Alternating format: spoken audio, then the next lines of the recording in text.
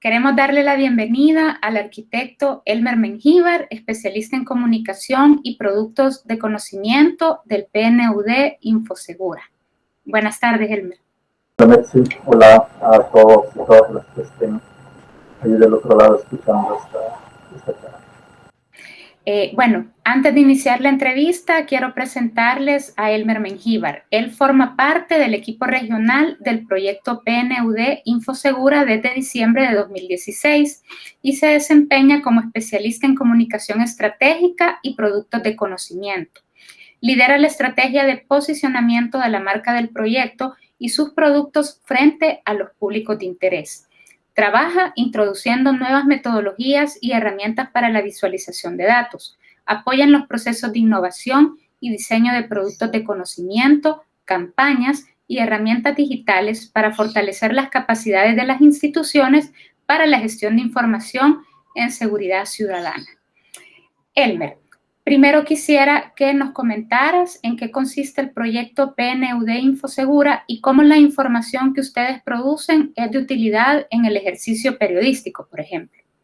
A ver, el proyecto PNUD Infosegura nació allá en el 2014, no están ni yo. Y nació como una iniciativa regional. De hecho, es la primera iniciativa a nivel regional, de un proyecto regional, en la que colaboran USAID, que es la Agencia Internacional de los Estados Unidos para el Desarrollo, y el PNUD con su centro regional. Y es un proyecto, una alianza que se hizo para la región, y claro, dando respuesta al desafío que hay en temas de seguridad ciudadana en esta región, sobre todo en los países del norte, donde hay altos índices desde entonces, y bueno, nosotros aparecimos en la escena con el tema de la gestión de información sobre seguridad ciudadana, que es algo bastante específico. El tema de la gestión de información es bastante amplio, y por resumirlo de alguna manera, voy a aprovechar de empezar a mostrarles la página web del sitio, donde podremos ver algunas generalidades del proyecto, y así con dibujitos. No se están viendo mi pantalla. Bueno, en nuestro sitio web, que es infosegura.org, y si se van, si quieren saber un poquito más de este tema, y se van a la parte donde que es el proyecto, esto inicia así la historia con este tema que estamos viendo, que es cómo se enfoca el tema de la gestión de información. Primero, bueno, como decía, es la primera alianza que hay entre dos instituciones de cooperación y instituciones de desarrollo que están en todo el mundo y que se focalizaron en la región para atender el desafío de la seguridad ciudadana. Trabajamos en 6 países simultáneamente. Y la misión, digamos, del proyecto es fortalecer las capacidades para la formulación de políticas públicas de seguridad ciudadana, sensibles al género y basadas en evidencia.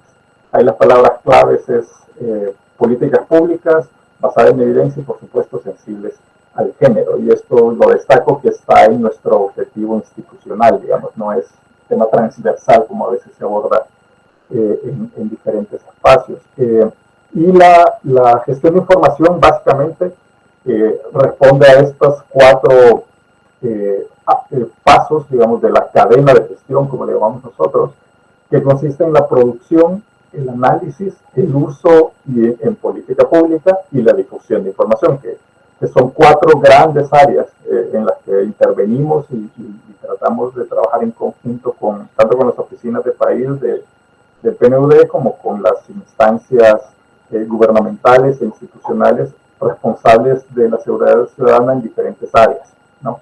La producción es generar información, y esto involucra desde la revisión, rediseño o reconceptualización de una boleta para levantar un hecho de violencia, ¿no? Y también la producción es cómo si se llevan en cuadernos o en Excel, por ejemplo, cómo se meten en los formatos, si están conectados, son digitales o no, si están conectados a internet o no. Todo ese es el proceso de producción de información, ¿no? Desde el levantamiento de los datos hasta el procesamiento de esos mismos para que se conviertan en información, en datos, ¿no? En datos disponibles. Esto es bastante amplio y hay varios casos de los que podemos hablar, y si hay preguntas, pues me las sí. Elmer, ¿cómo ustedes alimentan esta base de datos? Es decir, ¿de dónde sacan esa información estadística? ¿Ustedes producen información propia o también ocupan datos oficiales de los gobiernos? A ver, para eso es bien importante aclararlo. Nosotros, el proyecto, como dice nuestro objetivo, lo que hacemos es fortalecer las capacidades para que las instituciones mejoren sus procesos de gestión de información. Es decir, la información no es nuestra, siempre es información de las instituciones, que se genera en las instituciones, y nosotros hacemos uso de la información que las instituciones hacen pública.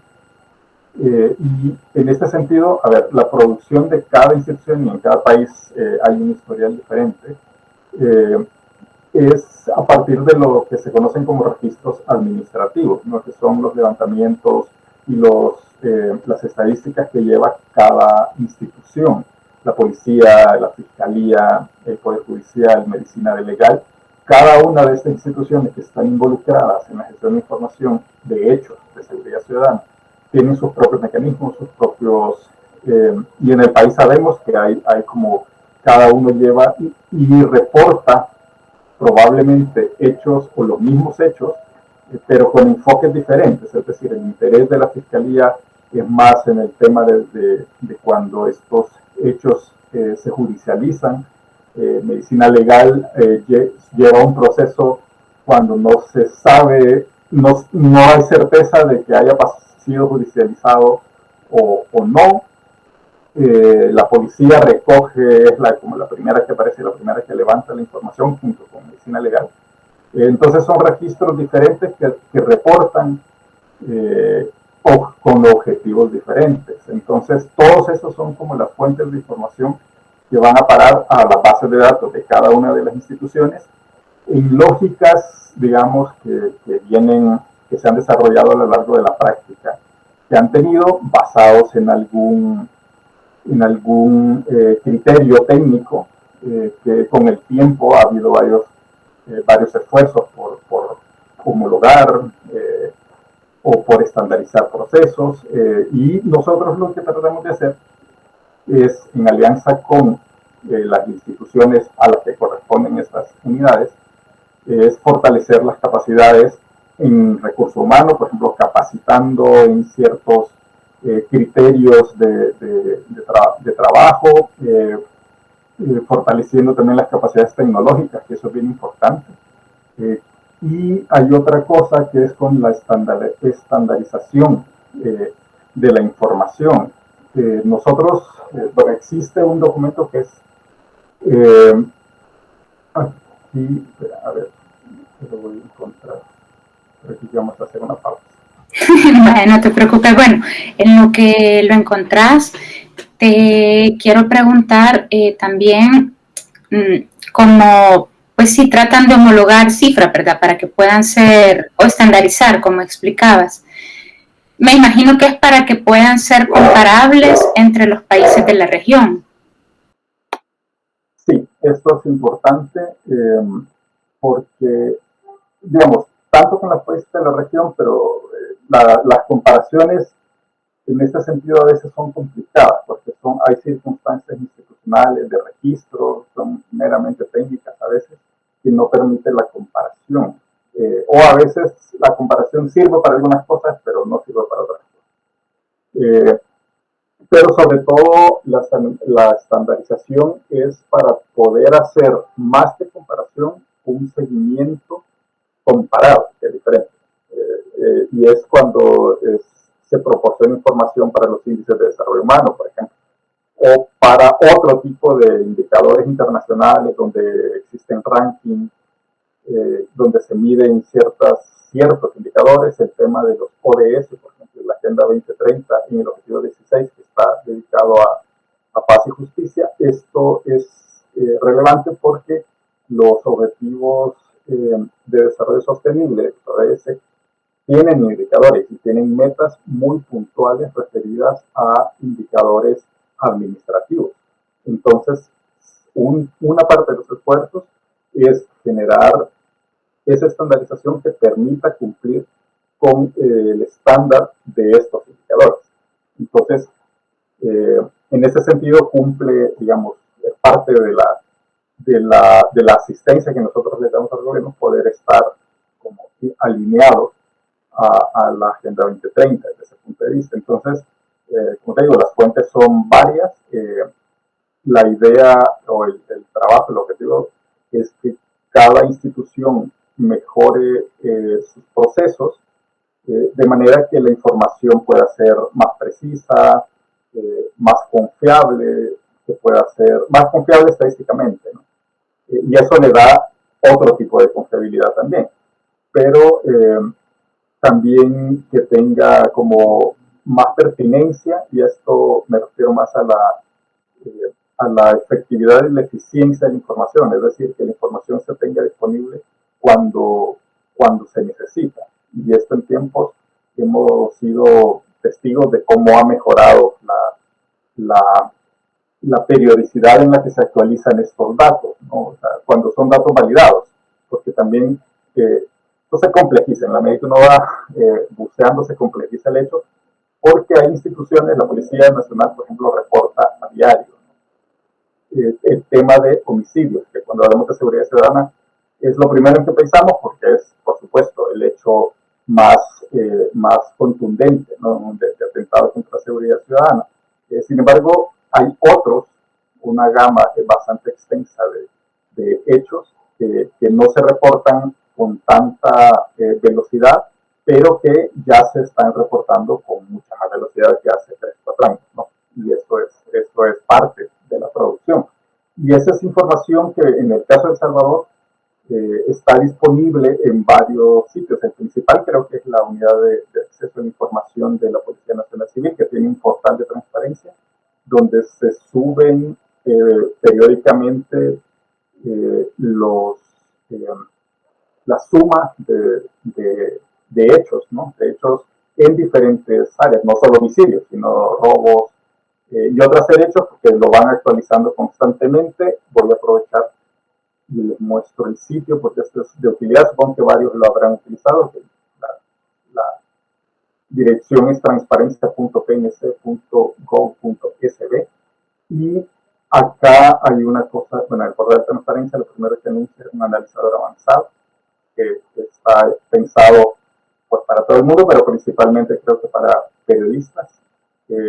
Bueno, aquí ponen su correo, dicen que no son un robot y ya pueden entrar, y esto les abre una herramienta que la pueden explorar, pueden hacer sus análisis, bajar, descargar información. Está bastante actualizado y tiene hasta donde yo la vi como 3 años hacia atrás. Incluso se pueden hacer series, ¿no?, con información hacia atrás, y eso es de las cosas importantes. Pero esa es parte, digamos, de la producción de información. Y como te digo, cada eslabón de esta cadena de gestión tiene sus complejidades y institucionales, técnicas, de recurso humano. Entonces es importante como tener claro que ese primer momento es importantísimo, porque ahí dependen los demás. El segundo eslabón de la cadena de gestión es el análisis, porque una cosa son los datos, o sea, los datos administrativos, y otra cosa es analizar estos datos, ¿no? Establecer relaciones entre ellos, entre otros datos también. El enfoque del PNUD es multidimensional. La Agenda 2030 es multidimensional, es decir, no aislamos la seguridad ciudadana como un fenómeno en sí, sino que hablamos de seguridad ciudadana relacionada con otros hechos y otras dinámicas y otros procesos que se dan a nivel de país, ¿no? La educación, el tema de las desigualdades, el tema del medio ambiente, por supuesto el tema de género. Todo va enlazado, y los análisis es eso, es complejizar el dato, ¿no? que se convierta en información sobre un hecho específico, y aquí es bien importante que durante la producción haya suficiente desagregación. Y aquí creo que es uno de los puntos de interés, digamos, para esto. Y es que... Elmer, perdón que te interrumpa. Precisamente de eso te quería preguntar, porque en Infosegura y en los documentos que ustedes producen, las infografías, la estadística, siempre vemos que la información está desagregada por género. Entonces, sería interesante que pudieras explicarnos la importancia de que se trabajen las estadísticas con perspectiva de género. O sea, además de la relación que guardan con los ODS, para poder ver el cumplimiento de las metas y logro de los objetivos, pero más allá de eso, porque es importante trabajar los datos desagregados por género. Mira, te voy a partir de lo general, o sea, entre más desagregación hay más oportunidades para entender las problemáticas.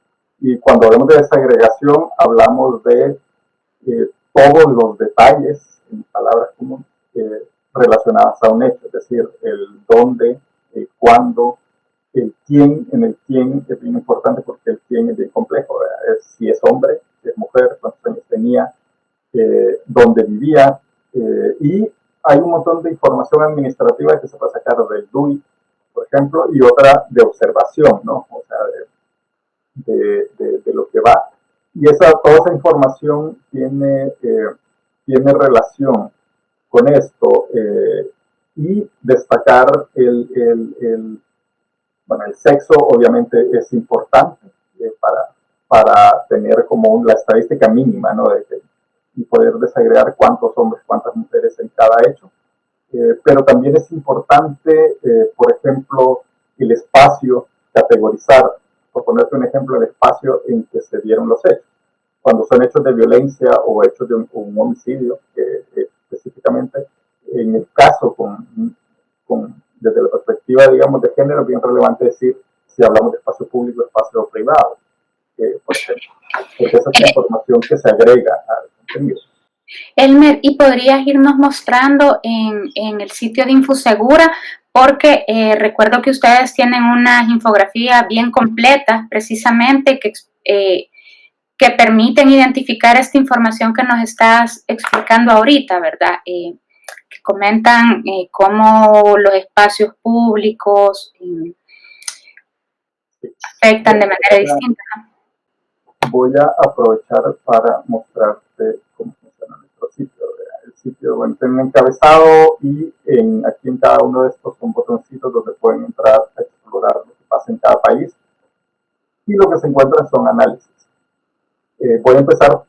Aquí tenemos una primera desagregación, que esta gráfica a mí me gusta especialmente, porque se trata de un análisis de periodos comparados y es a la vez una retrospectiva que cubre 10 años, bueno, sí, 10 años, y que en esta ya puedes ver que no sé si se alcanza a leer, pero en esta cinta es donde se detalla el tema de hombre-mujer. Y esta se tiene como esa lectura desde 2010, como avanzado. Hay una desagregación mensual, digamos, que se pone cómo se han comportado por edad, y también hablamos tanto de cantidades como de tasas, que es importante tener esto, y los porcentajes, digamos, y esto es homicidios, ¿no? Y aquí ya puedes ver como una secuencia de cómo se ha comportado el tema respecto a violencia contra la mujer, aunque este no es un gráfico de violencia contra la mujer, porque esto es importante también. Es decir, no solo el enfoque de género consiste en que siempre esté presente y no solo en las lecturas especializadas del tema. No siempre puede estar presente con todas las dimensiones para dar, pero que cuando en la foto grande se habla de estos fenómenos, esté presente cómo afectan estos fenómenos a la población por sexo. Entonces ahí es bien importante, y con ese criterio trabajamos para esto. Esto es si ven el análisis del país, siempre hay un esfuerzo por hacer desagregaciones en la máxima que se puede. Hablar en los casos de hombre, mujer, en varios de las variables que se siguen, ponderar en algún momento desagregaciones mucho más allá de solo sexo, y a veces en temas fundamentales, por ejemplo en delitos sexuales, que es un área en la que las más afectadas son las mujeres, pues hacemos un acercamiento mucho más grande, mucho más amplio, digamos, a analizar los delitos sexuales como tal. Y se le dedica también reflexión al tema de los feminicidios. Y se trata de que toda esta información sea comprendida, digamos, las categorías, por ejemplo, con las que se trabaja, también requiere como un análisis y es un esfuerzo didáctico para que quien se enfrenta a los datos sepa cómo interpretar los datos. Porque a veces pedimos datos, pero cuando nos enfrentamos a los datos no sabemos qué son esos datos. Y no siempre se nos explica y no siempre tenemos dónde aprenderlo. Entonces, el tema, por ejemplo, de feminicidios, ¿no? O sea, feminicidios estadísticamente es una categoría legal, ¿no? Es una categoría que el feminicidio es tal hasta que la Fiscalía investiga eso como feminicidio y termina de serlo, por decirlo así, cuando un juez determina que fue feminicidio. Eso legalmente y las estadísticas así se reportan. Es decir, la policía no le corresponde decir que hubo un feminicidio, eso en los criterios actuales, ¿no? que se tienen acá. No le corresponde decir si es un feminicidio, le corresponde decir que la víctima es mujer. Es la investigación tanto de la Fiscalía como de medicina legal, incluso por ciertas características en las que se pueden dar estos hechos, y por supuesto el Poder Judicial, los que terminan de constituir el caso como un feminicidio. Hay otros países en donde se homologa la palabra feminicidio a homicidio de mujeres. Esa es una discusión complejísima que todavía no tiene una solución consensuada, por lo menos en Latinoamérica no, aunque hay muchos avances para llegar a eso, pero todavía es un tema. Incluso la misma palabra feminicidio o femicidio. Hay muchos casos en eso, pero es por eso importante ahí en ese punto entender que cuando hablamos de feminicidios en El Salvador, estadísticamente y oficialmente, solo puede hablarse cuando existe una sentencia de un juez que haya sentenciado que el feminicidio se dio después en las condiciones para que sea tal considerado por un juez y que llegue a una condena, por supuesto, ¿no? Claro que existe la estadística de cuántos casos la Fiscalía pelea como feminicidios independientemente que lo gane, es decir, independientemente que se llegue a la condena. Y esa información también es importante darle seguimiento. En el país, sobre todo, la oportunidad que se presentó por el hecho de cuando empezó a hablarse de feminicidios, que no ha sido toda la vida, sino que ha sido desde el 2012, si no me equivoco, que surgió la ley, y años después, como 2 años después, fue que se empezó a reportar el primer caso. Eso es importante también. En tema también, por ejemplo, en tema carcelario, nosotros también separamos el tema de mujeres, es decir, cómo se está comportando el fenómeno carcelario con las mujeres, porque se visibiliza mucho, por lo general, el tema de hombres, ¿no? Y cuando se habla, casi nadie está pensando en las cárceles de mujeres. Cuando se habla de ese fenómeno, porque las fotos, los escándalos que vemos a nivel internacional, lo que sea, siempre se ven a las cárceles de hombres. Pero las cárceles de mujeres pues, también tienen un comportamiento que hay que analizar. Y se han hecho análisis, por lo menos en cuanto a a desagregación y hablar de porcentajes de hacinamiento y capacidades y todo ese seguimiento administrativo que se le da al fenómeno. Te estoy mostrando esto y este es como un análisis general. Y con esto lo que te quiero decir es que este no era un análisis sobre violencia contra las mujeres, ¿sí? Sino que era un análisis sobre seguridad ciudadana donde tenemos en cuenta el tema de las mujeres. Ahora, nosotros también trabajamos una serie de productos que son específicos sobre violencia contra las mujeres. Los pueden encontrar también aquí, ahí en la pestañita de análisis del país, que pueden encontrar todos estos análisis desagregados. Violencia contra las mujeres en El Salvador, llevamos haciendo 2017-2018, pronto va a salir la de 2019, que son años cerrados, ¿no? Y ya llevamos avanzada la de 2020. Esto es extensísimo, o sea, y aquí es donde hay toda una exhibición de datos sobre violencia contra la mujer en El Salvador, donde hay un montón de categorías que se desarrollan, y esto que es importante destacarlo, esto es material que se hizo para el impreso, entonces tiene ciertas dificultades para leerse acá, pero ustedes pueden explorarlo y van a ver que esto tiene una narrativa. Y esto creo que enlaza con algo que también querían explorar acá, y es cómo se comunica esta información, pero no sé si quieres abordar esto después o lo damos de una sola vez.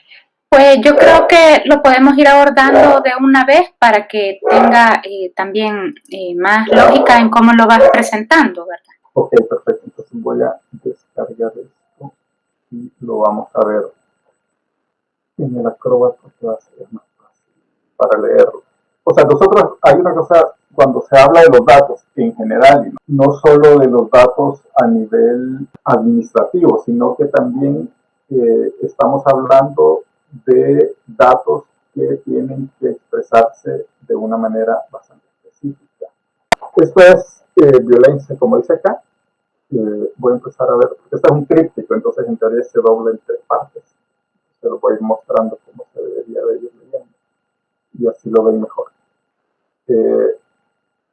Esto es un análisis sobre El Salvador el año 2018, violencia contra las mujeres, y nuestro enfoque de análisis es a lo largo, es el ciclo de vida, ¿no? Y esto es, bueno, en todo el tema de violencia contra la mujer, es un concepto que ha tomado fuerza en los últimos años y que casi es paradigma actualmente para medir este tema.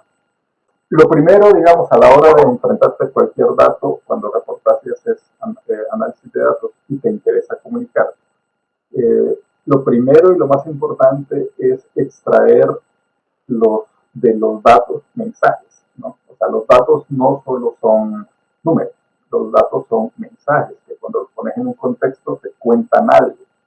El análisis precisamente consiste en esa contextualización del número, en la interrelación con otra serie de fenómenos, para poder contarte algo. Y entonces yo te quiero contar cómo se vive la violencia contra las mujeres en El Salvador. Yo parto de una investigación previa de paradigmas específicos.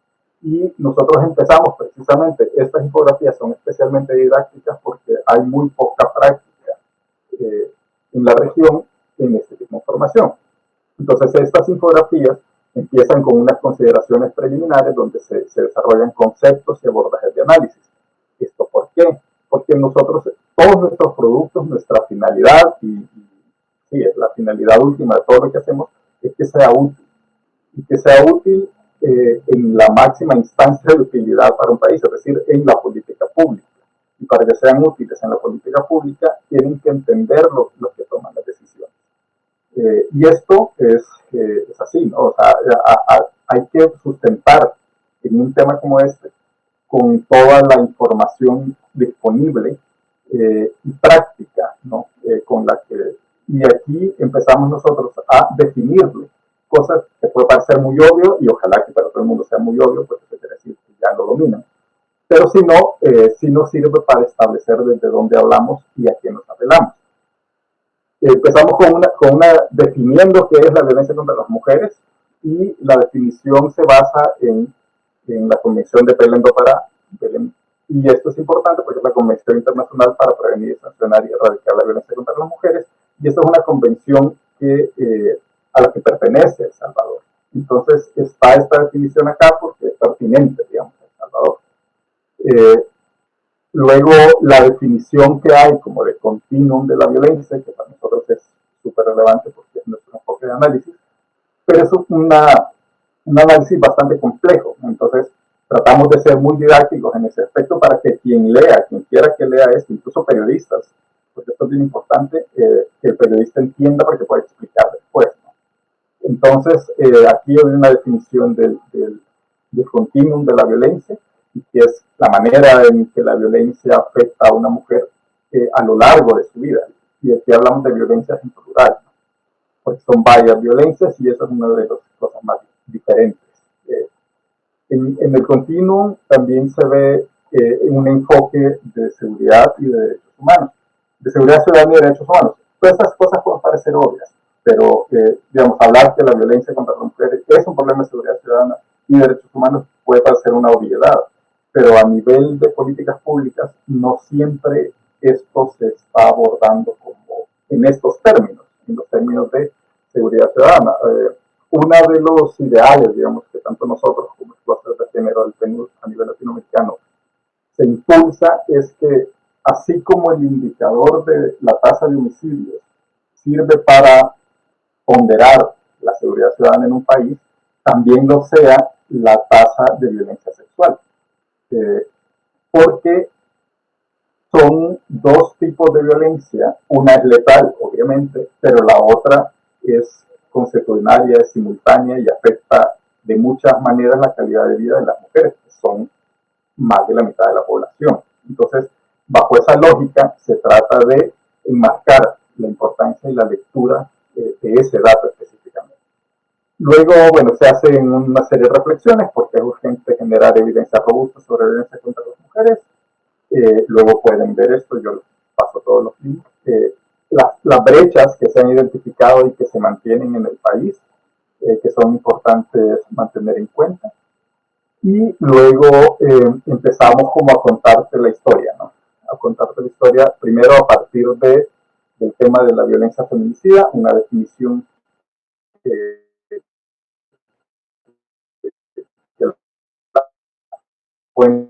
la ley de la violencia. Es decir, para nosotros es bien importante hacer el proceso didáctico en este material para que se vea que los datos están en consonancia con conceptos y con leyes, o sea, con obligaciones del Estado. Y esto es importante hacerlo.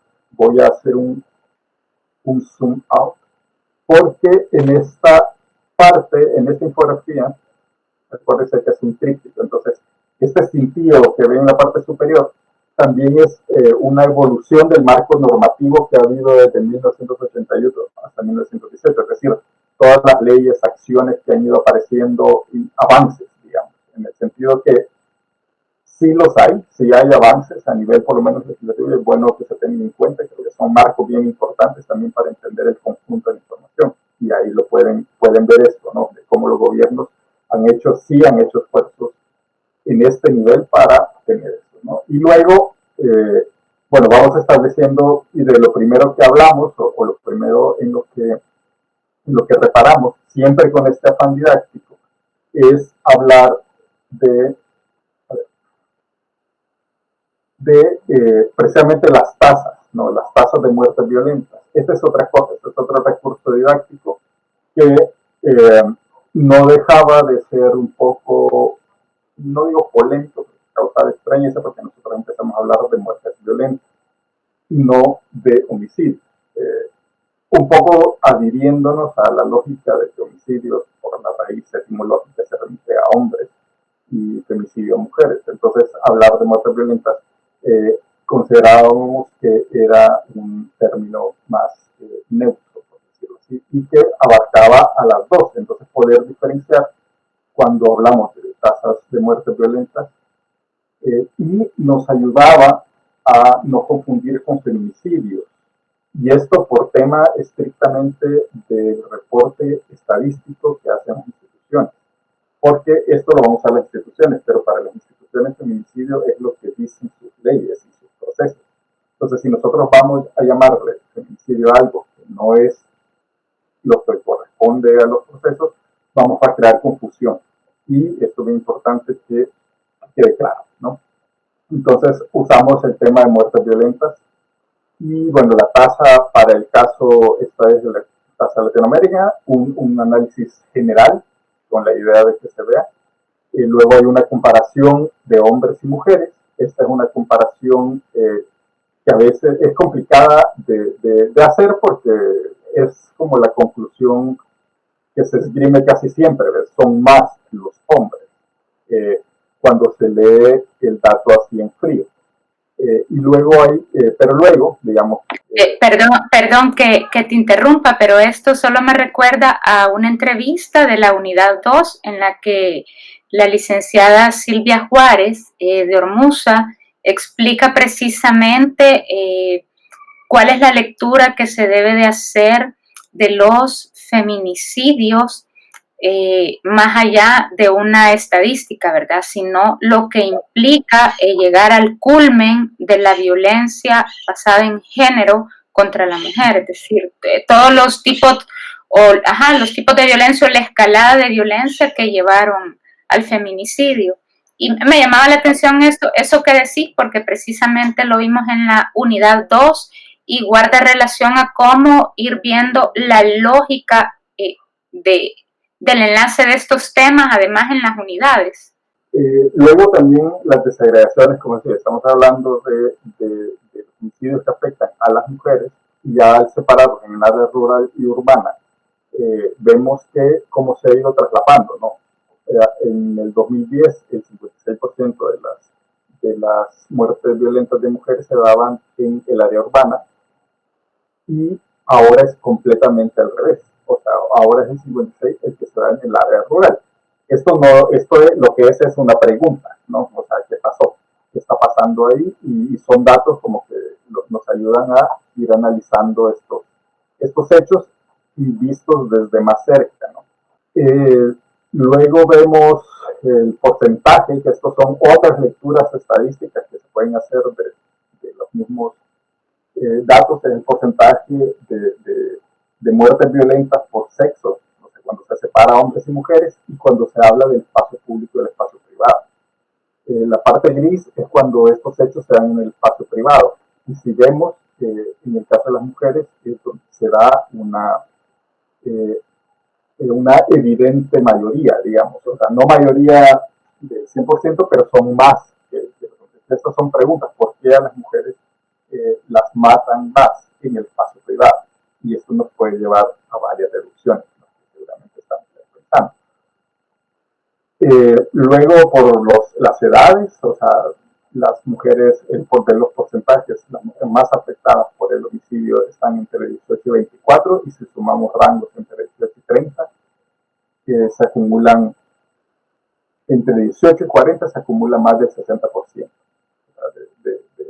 Entonces, estas son desagregaciones que nos permiten hacernos preguntas y nos permiten enfocar políticas públicas, que es muy importante. Es decir, ¿qué puedo hacer yo con esta población? Porque acordémonos que las políticas públicas, hay instituciones que se dedican a segmentos etarios, por ejemplo, así como hay instituciones que se dedican a mujeres, a hombres, a niñas, a niños, y que a jóvenes o adultos mayores. Hay instituciones que también funcionan a partir de rangos etarios. Entonces, si nosotros vemos un rango etario que afecta a las mujeres, pues la política pública da luz por dónde puede ir. O sea, trabajemos con las instituciones que trabajan con la gente en estas edades y que trabajan con mujeres. Ver de qué manera se interrelacionan para trabajar y este tipo de cosas. Aquí, cuando vemos el tipo de arma que se utilizó en los homicidios, hay siempre, tanto en hombres como en mujeres, la que más se usa es las armas de fuego. Pero en las mujeres, el porcentaje de armas de fuego es menor que el que se utiliza en los hombres, pero el arma blanca es mayor. Y creo que no está el dato acá, pero es mayor casi el doble. Y bueno, esto también nos lanza otras preguntas, ¿no? ¿Por qué a las mujeres las matan más con armas blancas y con otras, como armas contundentes, que es un garrote, una piedra, algo así? Otro tipo de armas que puede ir incluso la asfixia, ¿no? O sea, aparecen como armas un cincho o aparecen como armas las manos. O sea, a veces es que no aparecen en las armas que se utilizan en los hombres. Entonces, y el arma blanca implica más hazaña, implica más crueldad muchas veces, implica tortura, y no en el caso de los hombres. Esto no quiere decir en ningún caso que es más grave la muerte de una mujer que la muerte de un hombre, sino las condiciones en las que se da, que nos puede llevar a conclusiones diversas, a conclusiones eh, que apuntan a las vulnerabilidades, ¿no? Y a dónde se dan estas vulnerabilidades. Aquí hay otra estadística donde se compara precisamente los feminicidios y los homicidios de mujeres, que estos son ya las categorías legales. Si pueden ver, las fuentes aquí son la PNC, que es la que reporta homicidios de mujeres en el área gris, y la FPR, la Fiscalía, que es la que reporta feminicidios. Entonces vemos cómo se comportan, ¿no? Siempre son menos los feminicidios, pero de 574 reporta la PNC, de estos 342 fueron determinados como feminicidios en el 2015, y así podemos ir dando seguimiento a esto. Esta estadística es importante porque desde que apareció la categoría de feminicidio, cómo se ha ido aumentando, y no es que aumentaron los feminicidios, a veces depende de que los fiscales determinen esta línea de investigación, que ha ido en aumento como tal, ¿no? O sea, eso es un hecho que se muestra acá. Yo los invito a explorar porque van a ir entendiendo como la lectura, pero yo creo que hasta ahorita se entiende por qué es tan importante, primero, haber tenido una desagregación lo suficientemente variada con enfoque de género, y para poder hacer análisis. Y como digo, los análisis lo que hacen es indicar, o sea, indicar hacia dónde puede ir una solución o las preguntas que debemos hacernos para las soluciones respecto a la violencia. Entonces, aprovecho para acá para hablar de un par de cosas más. Si ustedes ven, esta es una infografía dedicada a la violencia contra las mujeres.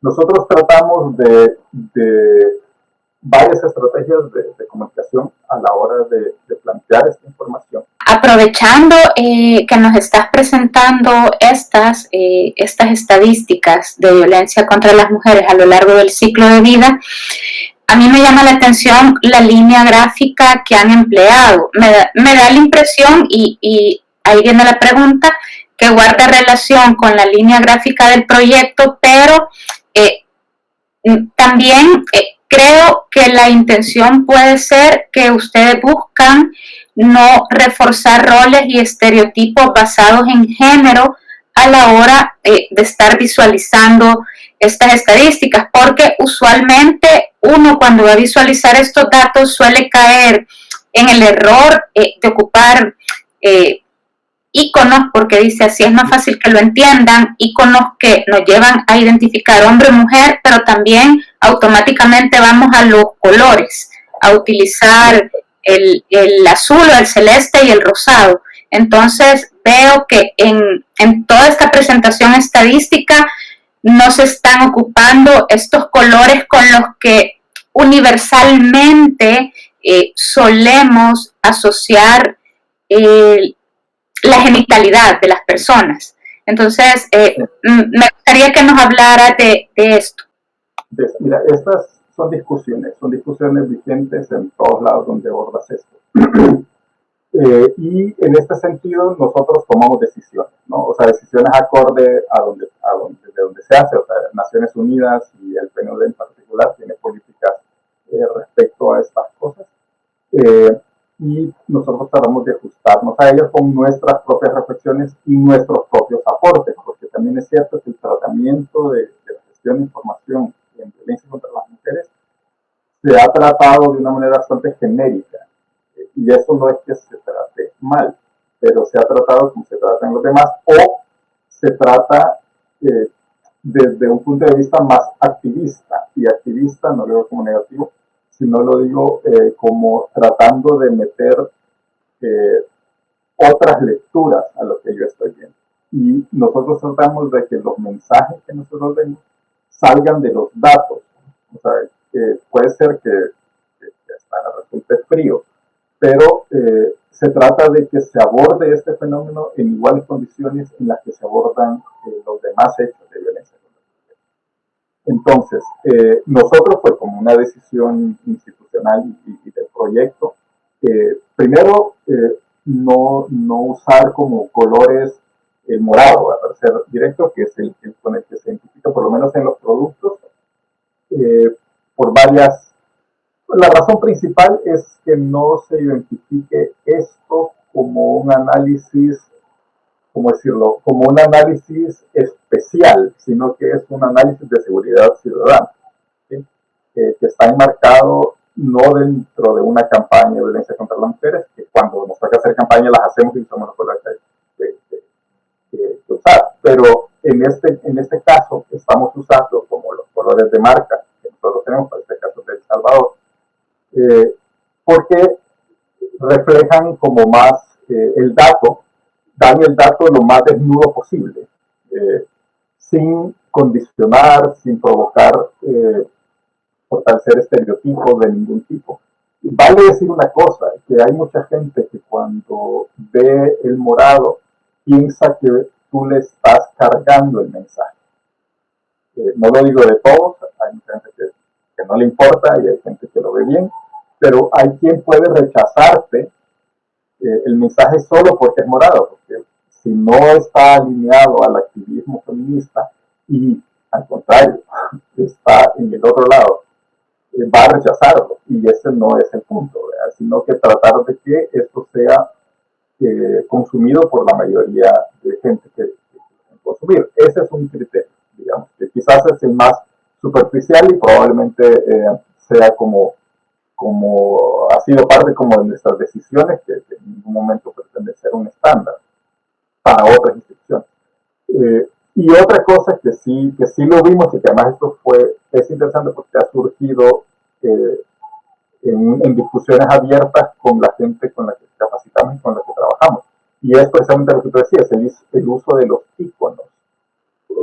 Y aquí es un tema que puede empezar en la estricta rama del diseño gráfico, y es lo que se entiende técnicamente por una infografía. Creo que las infografías se malentienden, se ha malentendido por un montón de tiempo como el uso de dibujitos para contar las cosas, y no como el uso de gráficos para contar historias, ¿no? Entonces la gente piensa que con poner iconos ya es una infografía, y a veces son como es el documento ilustrado. Esas son ilustraciones, pero no son visualizaciones de datos. Nosotros tratamos, y si ustedes se acercan a estas, no hay ningún recurso gráfico que no contenga información, ninguno, en las infografías. Es decir, no vamos a poner no sé, hay mucha gente que pone, si habla de armas, entonces pone el cuchillo o pone el lazo o pone, no sé, y hay iconos que a nuestro juicio llegamos a la conclusión que a veces caricaturizan hechos de violencia porque son dibujos, porque son iconos, y generalmente cuando uno los ve te dan risa, o sea, y sobre todo hay en temas tan delicados, ¿no? Y a veces revictimizan, porque los iconos suelen revictimizar. Si ustedes buscan en las herramientas que hay para buscar iconos, cuando ustedes ponen muerte, encuentran, o sea, caricaturas sobre la muerte. O violencia contra la mujer, encuentran caricaturas sobre la violencia contra la mujer. Entonces, son todas estas cosas que revictimizan o son muy violentas, a pesar de ser dibujitos. Entonces, tratamos de prescindir de todos los elementos. O sea, para nosotros el elemento gráfico es un elemento que tiene que informar. Todos los elementos gráficos que van a ver informan algo, y en colores, en forma, en dimensiones, están dándonos un mensaje, y eso es importante. Y eso es importante. O sea, yo, bueno, esta probablemente no sea como estéticamente la más bonita, pero a mí me parece atractiva porque me gustan los datos, entonces a mí me gusta que me expongan el trabajo con los datos y hay un esfuerzo estético. Por supuesto, trabajamos con especialistas que hacen esto, en esto, ¿no? Entonces hay un esfuerzo estético porque esto se vea limpio, yo lo pueda leer básicamente, pero que nada me estorbe en la lectura, ¿no? O sea, y además estos son infografías de lectura lenta. Si ven, hay mucha información, hay mucha explicación. Todo esto conceptual que ustedes ven en esta franja verde son conceptos, ¿no? Y que requieren su tiempo. Hay otras infografías que uno las puede ver en 5 minutos, o sea, en un minuto. Elmer, precisamente como tu especialidad es buscar herramientas para visualizar datos, ¿verdad? Me parece importante algunos consejos que ya dabas sobre cómo evitar precisamente caricaturizar la violencia, pero también me gustaría si nos puedes compartir otros consejos de cómo se pueden visualizar datos con perspectiva de género sin reforzar roles, estereotipos basados en género y precisamente sin caer en esa trampa o esa tentación de caricaturizar y minimizar el problema. Ok, voy a agarrarte otro ejemplo de relación que estaba hablando. Es este caso, que esta es la infografía que va a salir próximamente, y que es igual, sigue como la misma lógica, solo que con datos más actualizados. Este tiene otra línea gráfica y este está pensado más en la lectura digital. Esto no se va a imprimir porque estamos en el año del confinamiento y imprimir era por gusto. Entonces, es para leerlo en la página web, así como está haciendo scroll, y esta es la narrativa en la que va llevando, donde sigue habiendo explicaciones de lo que hemos hablado, pero ampliándolo, ¿no? Aquí el continuum de la violencia en el contexto de la seguridad ciudadana y los derechos humanos, lo mismo que porque hay, los avances siempre es importante recogerlos, y los ampliando. Esta es una regional, aquí estamos hablando de toda la región en la que trabaja Infosegura, por eso se ve tanto hay como esta manera de ir leyendo. Este es algo como importante, que es las desagregaciones que hay por países, o sea, dónde hay más desagregaciones y dónde hay menos desagregaciones. Si ven, y creo que es una buena noticia, El Salvador es uno de los países que más desagregaciones tiene. Hay desagregaciones que aún no se dan, pero hay, o sea, en estos vacíos es donde nosotros encontramos oportunidades de hacer recomendaciones de política pública. Y es decir, que se agreguen estas desagregaciones, ¿no? En el recogido de los datos, porque muchas veces está, pero simplemente no se anota, o el formulario con el que se levanta la información no contempla esa variable. Y eso ya es influir en la política pública porque son las herramientas de levantamiento de información. En este caso, aquí por ejemplo, sí estamos usando el color morado, si lo ven. ¿Y esto por qué? Porque estas infografías van a ser parte de un estudio que se va a presentar en noviembre, que se llama La cara escondida de la inseguridad y de la violencia contra las mujeres. Entonces esto obedece a la línea gráfica del estudio, que sea morado, pero lleva elementos morados, y se decidió, porque además va a salir en el marco de la campaña de la ONU contra la violencia contra las mujeres, entonces nos alineamos un poco a esa campaña, era otra decisión. Ahí sí vamos como dentro del activismo que hace la ONU en este mes.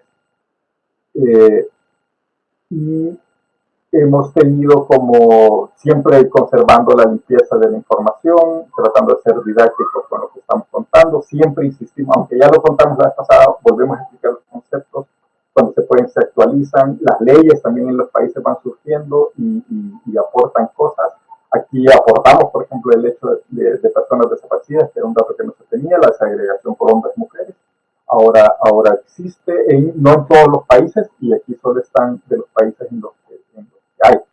El tema del femicidio. Sí, Elmer, quizás aquí, perdón, te voy a interrumpir porque es importante algo que tú mencionabas, que se vuelve a explicar la conceptualización de los tipos de violencia. Y creo que en esto, bueno, quienes nos dedicamos a las comunicaciones, independientemente de las distintas disciplinas dentro de las comunicaciones a las que nos vayamos a especializar, No podemos partir del hecho que porque en una publicación anterior se explicó, en esta nueva publicación no se deba de explicar, porque la gente que va a leer este documento probablemente no ha leído el documento anterior.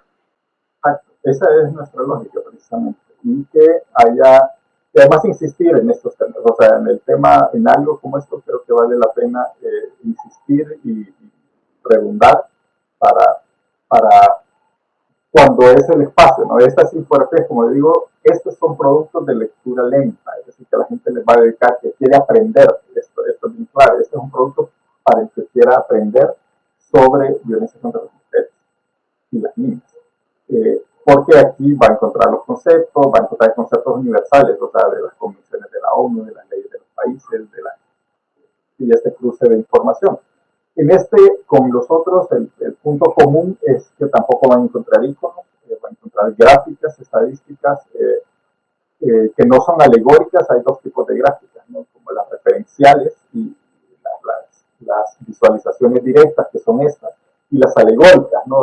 Donde se trata de, no sé, esto podría ser un piano para que ustedes vean, pero tratamos de no agregar nada que distraiga de lo que estamos contando por el tipo de tema que es. No quiere decir que no se puedan usar, a veces se utilizan y hay cosas útiles y que cumplen todos los criterios que nosotros queremos cumplir, pero nosotros optamos por un trazo como más frío, pero claro, o sea, creo que esto es la información que ofrece es bastante claro, ¿no?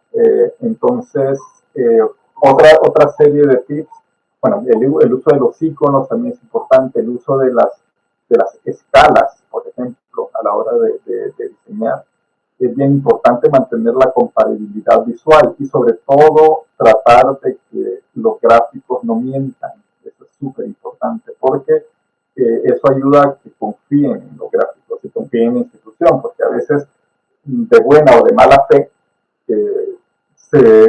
las escalas, por ejemplo, los ejes X sobre todo, los Y, perdón, cuando se aborda, voy a poner un ejemplo por acá, a ver si se encaja,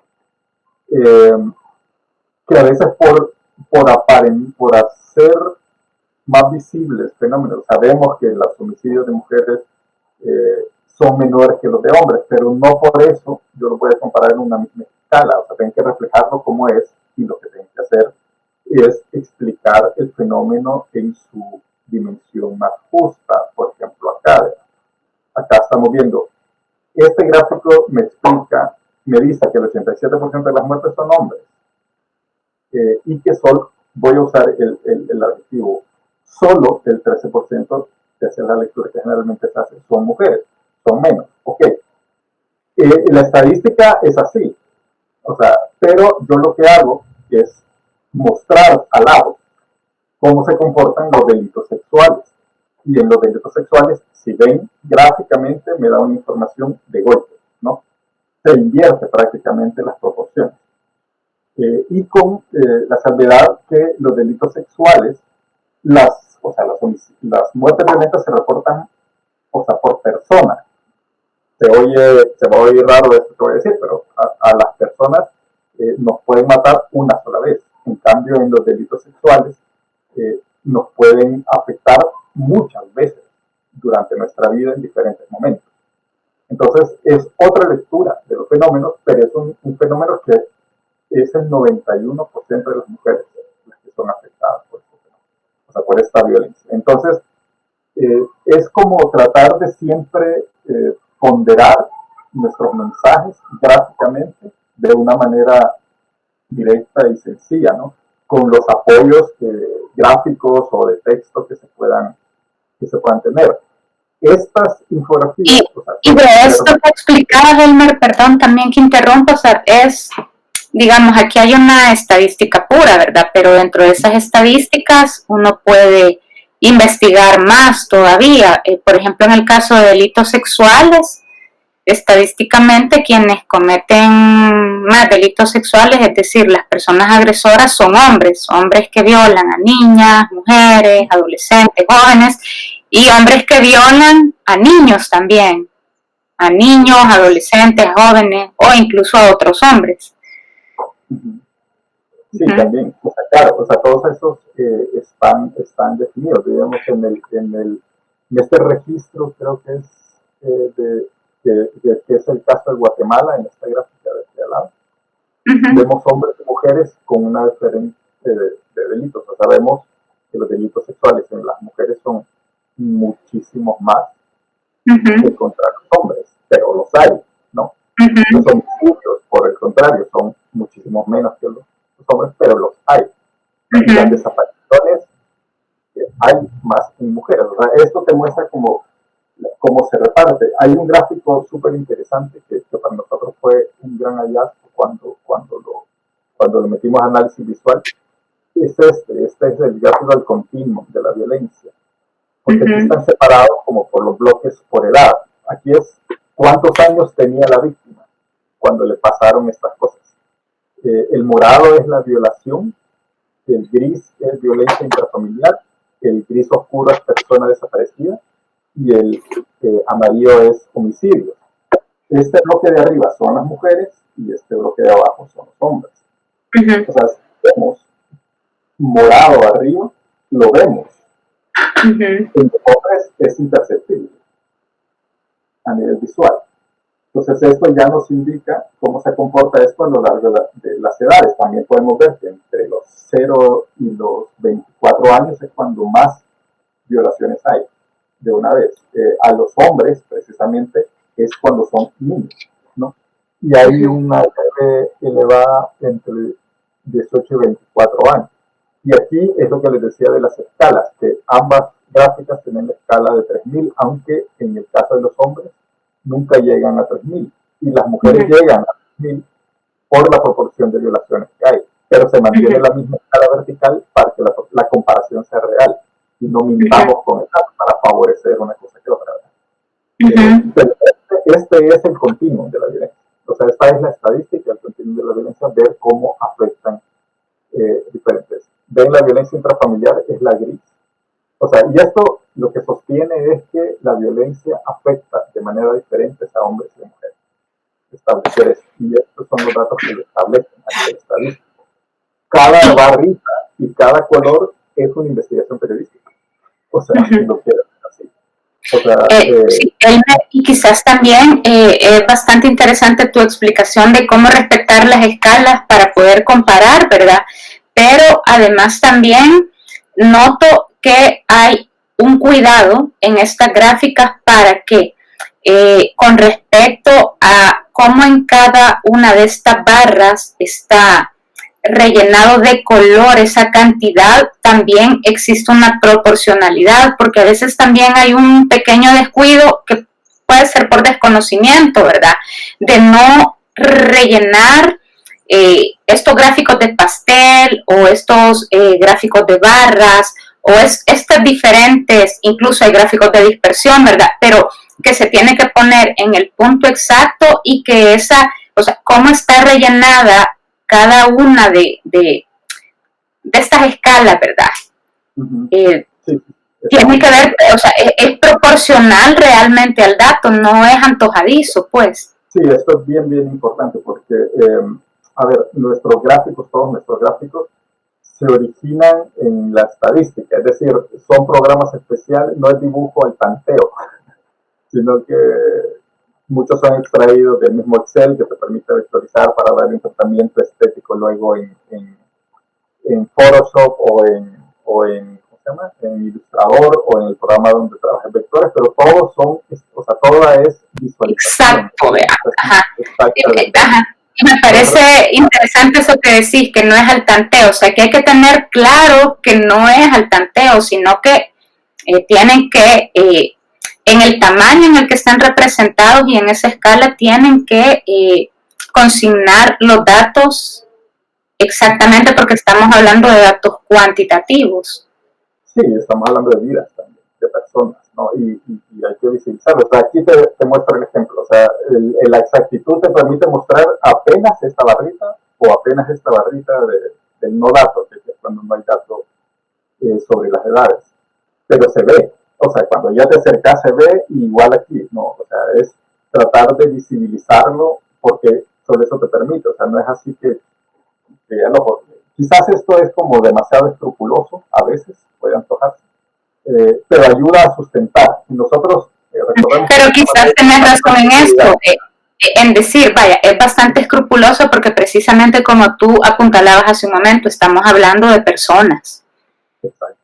Sí, este es un punto importantísimo. Y también esto último que te decía, que nosotros en este tema todavía estamos en la fase didáctica, o sea, todavía estamos enseñando a leer estos datos. Entonces no nos podemos permitir errores, no nos podemos permitir mentiras gráficas, pues, porque la gente no nos va a creer después. Entonces, eso es bien importante. Otra cosa es seleccionar, ya que estamos hablando de tips, seleccionar el tipo de chart, se llama. O sea, si voy a usar barras, si voy a usar gráficos de pastel, si voy a usar gráficos de área como estos, si voy a usar una dona, si no, o sea, no podemos usarlos antojadizamente. Tenemos que utilizar la que mejor comunique el mensaje que yo quiero dar. Yo, por ejemplo, soy enemigo declarado de los gráficos de pastel. Yo odio los gráficos de pastel porque son los que a nivel de visual tienden a mentirnos más y a veces se hacen ilegibles. Yo solo confío en los datos de pastel cuando hay dos variables, cuando solo me están diciendo, porque me permiten ver si es más de la mitad o menos de la mitad, y si es muchísimo menos, pues ya me lo hace obvio. O tres variables como mucho en un gráfico de pastel. Porque a veces cuando ya hay más de tres variables ya no calculo, yo ya no sé, ya no me está diciendo nada el gráfico pastel, porque el gráfico pastel yo puedo entenderlo si es más de la mitad o menos de la mitad, o si es más de un tercio o más de un cuarto, pero ya si hay cuatro es más difícil saber cuál es más grande que el otro. No sé si me captan o si les pasa lo mismo, pero yo los gráficos de pastel por principio los evito, o sea, a menos que solo sean dos variables. Para hablar, por ejemplo, de fenómenos hombre-mujer, sí sirven porque nos permiten ver mitad. Lo muestran mejor que un gráfico de barra, para el caso. Y son decisiones como con las que uno tiene que manejar y tener criterios, sobre todo. O sea, en el periodismo el criterio es lo más importante, ¿no? El criterio y el tomarse al ilustrador o al visualizador. No me gusta llamarlo ilustrador porque la visualización de información es una especialidad del diseño gráfico y del periodismo también. Son periodistas, ¿no? O sea, y al final ellos están contando historias a través de los datos. Hoy en día ya es toda el periodismo de datos es una disciplina súper compleja porque uno tiene que ser reportero, tiene que saber escribir, tiene que saber dibujar, tiene que saber Excel, tiene que saber más o menos herramientas sofisticadas y eso, digamos, no define el dato. Esto lo pueden hacer en un Excel con los gráficos que se puedan, pero incluso Excel y PowerPoint te ofrecen precisión también. Entonces eso es bien importante tenerlo en cuenta porque los datos, es bien fácil mentir con datos y la credibilidad al trabajar con datos es bien importante, sobre todo con este tipo de datos. Elmer, bueno, gracias porque nos has dado una explicación bastante enriquecedora de cómo toman decisiones, ¿verdad? Y cómo trabajan el tema de la visualización de la información. Y bueno, y ahí las consultas y lo que quieran a nivel institucional pueden encontrar ahí los canales para hacerlo. Y gracias por el chance, me siento muy platicar sobre estas cosas. Gracias.